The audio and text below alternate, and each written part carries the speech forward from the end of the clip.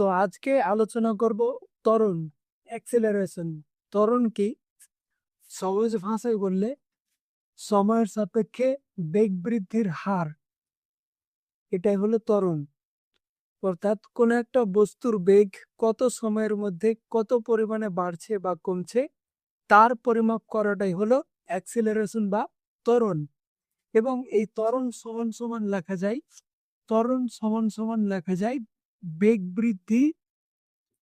বৃদ্ধি বাই সময়। আবার এই যে বেগ বৃদ্ধি আছে, এই বেগ বৃদ্ধি সমান সমান লেখা যায়, বেগ বৃদ্ধি সমান সমান লেখা যায় অন্তিম বেগ মাইনাস প্রাথমিক বেগ। অন্তিম বেগ বলতে বোঝায় কোন একটা বস্তুর শেষে যে বেগটা থাকছে, আর প্রাথমিক বেগ বলতে বোঝায় কোন একটা বস্তুর আগে যে বেগটা ছিল, প্রাথমিক বেগ।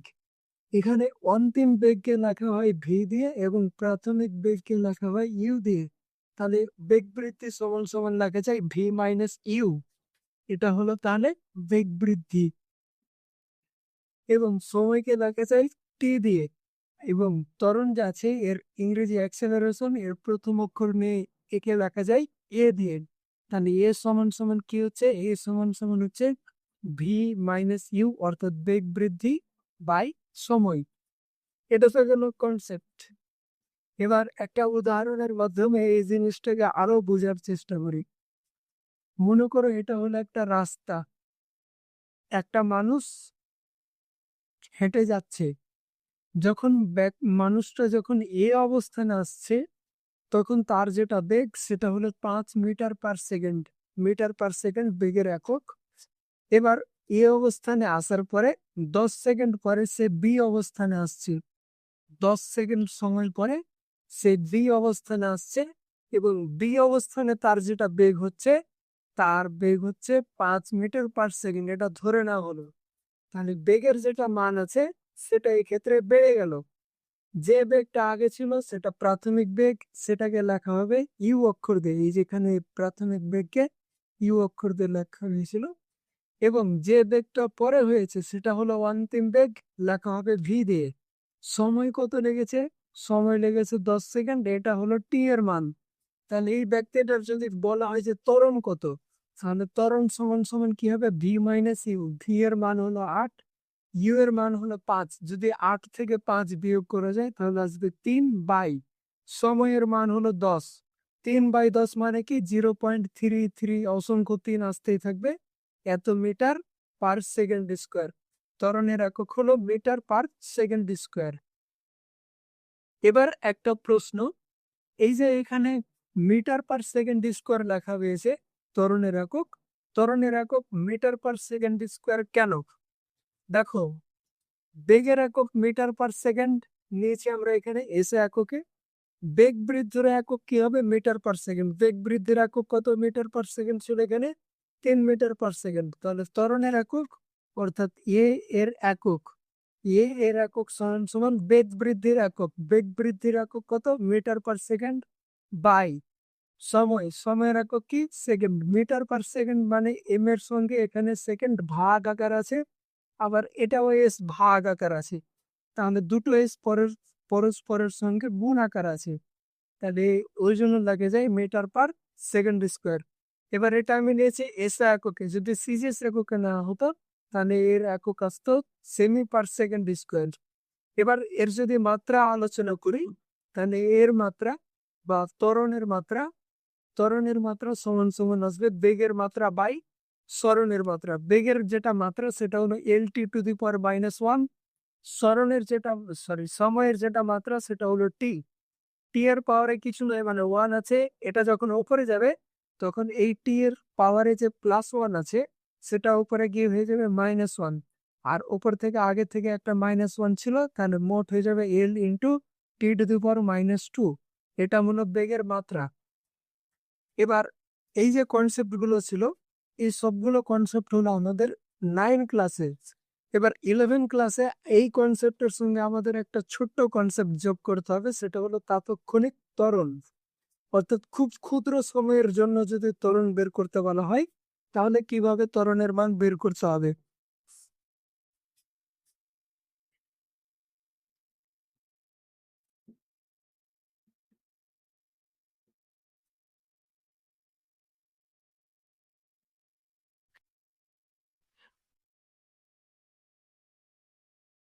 এ সমান সমান লেখা যায় ডিভি বাই ডিটি, যেখানে ডিভি মানে হলো চেঞ্জ ইন ভেলোসিটি, ডিটি মানে হলো চেঞ্জ ইন টাইম। আবার এখানে ভি সমান সমান কি, ভি সমান সমান হলো ds by dt, change in displacement by change in time. তাহলে এখানে এ সমান সমান যদি ডি বাই ডিটি আলাদা করে দেওয়া হয়, আর তাহলে এখানে ডিএস ভি এর যদি মান বসানো হয় তাহলে হবে ডিএস বাই ডিটি। এবার যদি ডেরিভেটিভকে একই করে না পাই তাহলে আসবে d square s by dt square.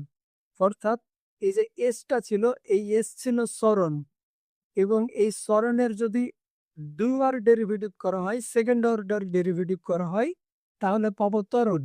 আর সরণের যদি একবার ডেরিভেটিভ করি, ফার্স্ট অর্ডার ডেরিভেটিভ, তাহলে পাবো বেগ। এবার এই যে ডিভি বাই ডিটি আছে, এটাকে পড়া হয় সময়ের সাপেক্ষে বেগের পরিবর্তন বা বেগের পরিবর্তনের হার। এবার আমাদের নেক্সট টপিক হলো বেগ ত্বরণ সম্পর্কিত কয়েকটি তথ্য। প্রথম যেটা তথ্য সেটা হলো যে ত্বরণ ভেক্টর রাশি। কেন এটি ভেক্টর রাশি? কারণ ত্বরণ নির্ভর করে বেগের উপরে, এবং বেগ হলো ভেক্টর রাশি। ত্বরণ মানে কি? বেগ বাই সময়, বেগ বৃদ্ধি বাই সময়। বেগ ভেক্টর রাশি হওয়ার কারণে, ভেক্টর রাশি কেন বেগ? কারণ বেগের মান এবং দিক উভয়ই আছে। বেগ কেন আবার ভেক্টর রাশি? কারণ বেগ নির্ভর করে সরণের উপরে, সরণ হলো ভেক্টর রাশি। বেগ সমান সমান কি? সরণ বাই সময়। সরণ ভেক্টর রাশির কারণে বেগ ভেক্টর রাশি, এবং বেগ ভেক্টর রাশি হওয়ার কারণে ত্বরণ হলো ভেক্টর রাশি। এবার একটা জিনিস এখানে মনে রাখতে হবে, সেটা হলো যে বেগ এর দিক, বেগের দিক এবং ত্বরণের দিক বা এ এর দিক আলাদা হতে পারে, আবার একইও হতে পারে। আলাদা প্লাস একই, দুটাই হতে পারে, দুটাই হতে পারে। হয় লিখলেও হবে, দুটাই হয়। কখন আলাদা হবে আর কখন একই হবে? দেখো, এটা মনে করে একটা টেবিল, এই টেবিলের উপর একটা বস্তু রাখা হলো। এবার এই বস্তুর উপরে বল প্রয়োগ করা হচ্ছে, যার ফলে বস্তুর যেটা গতিবেগ সেটা হচ্ছে এই রেখা বরাবর, এবং বস্তুর যেটা ত্বরণ সেটা হচ্ছে এই রেখা বরাবর। অর্থাৎ এখানে বেগের দিক এবং ত্বরণের দিক একই হলো। এবার মনে করো একটা পাথরকে ঢিল, একটা পাথরকে সুতো দিয়ে বেঁধে সেটাকে ঘোরানো হচ্ছে, এই যে এই বৃত্ত বরাবর ঘোরানো হচ্ছে। তাহলে যখন পাথরটি নিচে থাকবে তখন এই দিক বরাবর মনে করো ঘোরানো হচ্ছে, তখন যখন পাথরটা এখানে থাকবে তখন তার যেটা গতির দিক থাকবে সেটা থাকবে এই দিকে, আর এই পাথরের যেটা ত্বরণ থাকবে সেটা থাকবে এই দিকে। অর্থাৎ এখানে গতি আর সরি গতি, গতিবেগ এবং ত্বরণ এই দুটারই দিক হচ্ছে আলাদা, এবং মধ্যবর্তী যেটা কোণ সেটা হচ্ছে 90 ডিগ্রি।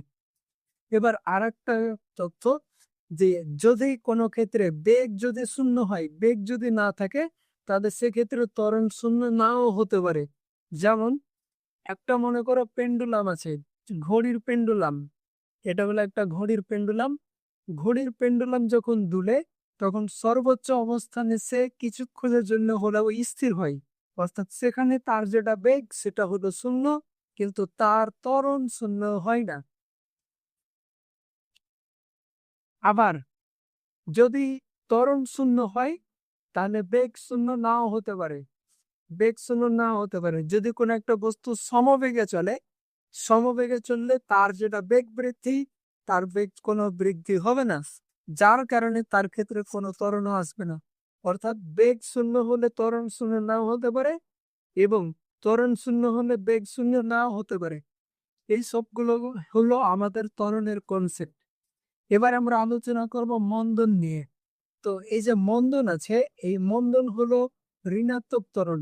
অর্থাৎ এখানে আমরা পড়ছিলাম বেগ বৃদ্ধির হার, মন্দনের ক্ষেত্রে আমরা পড়বো বেগ হ্রাসের হার। তাহলে শুধুমাত্র বেগ বৃদ্ধির টাকে যদি আমি হ্রাসের করে দিই তাহলে পেয়ে নেব বেগ হ্রাসের হার, তাহলে পেয়ে নেব মন্দনের সংজ্ঞা। এখানে তাহলে হয়ে গেল মন্দন। আর এই মন্দনকে ঋণাত্মক ত্বরণে বলা হয়। ত্বরণে হচ্ছিল বেগ বাড়ছে আর মন্দন হবে বেগ কমছে। এর একটা উদাহরণ দেখি। মনে করো ব্যক্তিটা যখন যাচ্ছিল এ অবস্থান থেকে যখন বি অবস্থানে যাচ্ছিল তখন 10 সেকেন্ড সময় লাগছিল। এবার মনে করো যখন সে এ অবস্থানে থাকছে তখন তার যেটা বেগ সেটা হলো 5 মিটার/সেকেন্ড।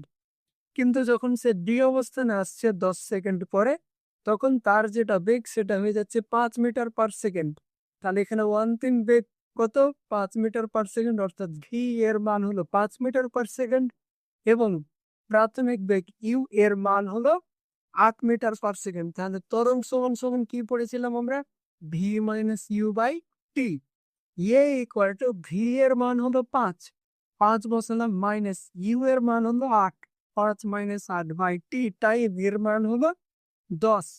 5 থেকে যদি 8 বিয়োগ করা যায় তাহলে মান কত আসবে? -3। নিচে হলো 10, ভাগ করলে কত আসবে? -0.33 মিটার/সেকেন্ড স্কোয়ার। এই যে ত্বরণের মানে মাইনাস চলে এসছে, অর্থাৎ এটি হয়ে গেছে এখন মন্দন। ত্বরণের মান মাইনাস হয়ে যাওয়াই মানে হলো মন্দন। এবার আমরা কিছু গ্রাফ নিয়ে আলোচনা করব। গ্রাফ, বেগ এবং সময়ের লেখচিত্র বা বেগ সময়ের গ্রাফ। তো চলো দেখো কি এমন হয়। প্রথম ক্ষেত্রে এটা হলো 1 নম্বর কেস, মার্কার চেঞ্জ করতে হবে। এটা একটা গ্রাফ দেওয়া হয়েছে, এই দিক বরাবর হলো এক্স আর এই দিক বরাবর হলো ওয়াই। এবার যদি কোনো গ্রাফ এরকম থাকে এবং এই দিকটা প্রকাশ করছে টাইম আর এই দিকটা প্রকাশ করছে ভি, ভেলোসিটি প্রকাশ করছে। এবার এখানে ভি এর যেটা মান আছে সেটা কনস্ট্যান্ট থাকছে, যার কারণে এই ভিটা হচ্ছে টি অক্ষের সঙ্গে বা এক্স অক্ষের সঙ্গে সমান্তরাল। টি এর মান মনে করে এখানে 1 সেকেন্ড, এখানে 2 সেকেন্ড, এখানে 3 সেকেন্ড, এখানে 4 সেকেন্ড। আবার ভি এর মান এখানে 1, 2, 2 আর এখানে থাকছে 3। যখন সময় 1 সেকেন্ড দেখা হচ্ছে তখন দেখছি যে ভি এর মান 3, বেগ 3 মিটার/সেকেন্ড, এসআই ধরলে সেন্টিমিটার/সেকেন্ড, সিজিএসে ধরলে। যখন সময়ের মান 2 সেকেন্ড হচ্ছে তখন বেগের মান 3, যখন 3 হচ্ছে তখন বেগের মান 3, যখন সময় 4 হচ্ছে তখন বেগের মান 3 থাকছে। অর্থাৎ এই ক্ষেত্রে কোনো বেগ পরিবর্তন হচ্ছে না, যার কারণে এইটাকে বলা হবে সমবেগ। যদি কোনো একটা বস্তুর গতি এরকম বরাবর থাকে যে সেটা ভূমি অক্ষের সঙ্গে বা টি অক্ষের সঙ্গে সমান্তরাল হচ্ছে, তাহলে সেই বস্তুর গতিবেগকে বলা হবে সমবেগ। এবং সমবেগের ক্ষেত্রে ত্বরণ সমান সমান হয়ে যাবে 0, কারণ ত্বরণ মানে হলো বেগ বৃদ্ধির হার। এবার এক্ষেত্রে বেগ বৃদ্ধি পাচ্ছে না, অন্তিম বেগ যেটা সেটাই প্রাথমিক বেগ। যেহেতু বেগ বৃদ্ধি পাচ্ছে না ওই জন্য এখানে ত্বরণের মান হয়ে যাবে 0।